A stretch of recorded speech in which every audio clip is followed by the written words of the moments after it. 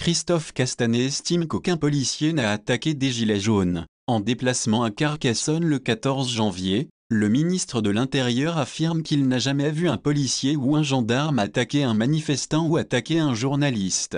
Je ne connais aucun policier, aucun gendarme, qui ait attaqué des gilets jaunes. C'est avec aplomb que le ministre de l'Intérieur affirme n'avoir pas constaté de violence policière dans le conflit avec les gilets jaunes, ce 14 janvier lors d'un déplacement à Carcassonne. Filmé par Télé Carcassonne, et interrogé sur ce sujet qui monte de plus en plus, notamment suite au recensement des violences effectuées par l'IB ou le compte Twitter du journaliste David Dufresne, il affirme « Par contre je connais des policiers et des gendarmes qui utilisent des moyens de défense de la République, de l'ordre public, et il n'y a pas de liberté sans ordre public. Pourtant, de nombreuses vidéos témoignent de violences policières. Elles sont abondamment relayées sur les réseaux sociaux, et documentées par des journalistes ou des manifestants sur place, comme celle-ci par exemple, ou celle-ci, concernant un commandant de police décoré de la Légion d'honneur, déjà sanctionné par le passé.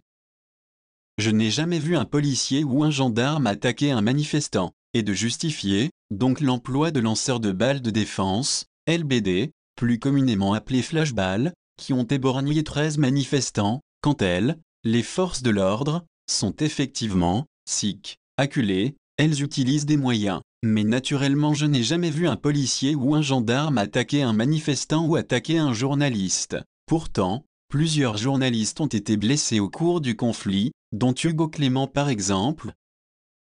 Les témoignages que j'ai pu entendre, c'est la volonté de tuer les forces de l'ordre. Alors que la doctrine du maintien de l'ordre en France interroge, y compris au sein même de la police, le secrétaire national l'INSA-CRS se plaint, lui-même, des violences policières dans un documentaire d'Arte. Monsieur Castanet poursuit, avec gravité, face à de la violence extrême il faut des moyens de défense. On a des gens qui viennent provoquer, agresser, voire même tuer. Ce qui s'est passé par exemple sur les Champs-Élysées, à l'Arc de Triomphe, les témoignages que j'ai pu entendre, c'est la volonté de tuer les forces de l'ordre. Donc il leur faut des moyens de défense. Mais si jamais c'est utilisé de façon disproportionnée, il faut des sanctions. J'attends de mes forces de l'ordre de l'exemplarité.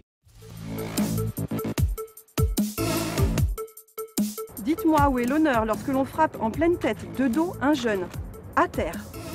Expliquez-moi pourquoi, lorsqu'il gisait à terre, dans son sang, inconscient, secoué par des convulsions provoquées par le choc et la fracture crânienne, on continuait à le battre. Très affaibli, incapable de prendre la parole, Adrien, 22 ans, ne participera pas au 9e rassemblement des Gilets jaunes de ce samedi.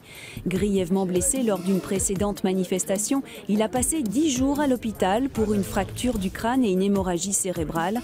Comme 5 autres victimes de violences policières à Nantes, il a déposé plainte. Tous dénoncent l'utilisation de lanceurs de balles de défense.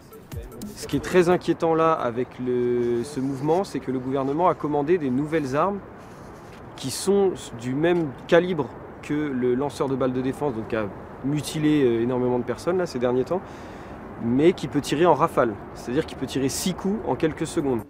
La police des polices a été saisie pour faire toute la lumière sur l'origine des blessures d'Adrien. Merci de nous avoir suivis. N'hésitez pas à vous abonner et à lâcher un pouce bleu.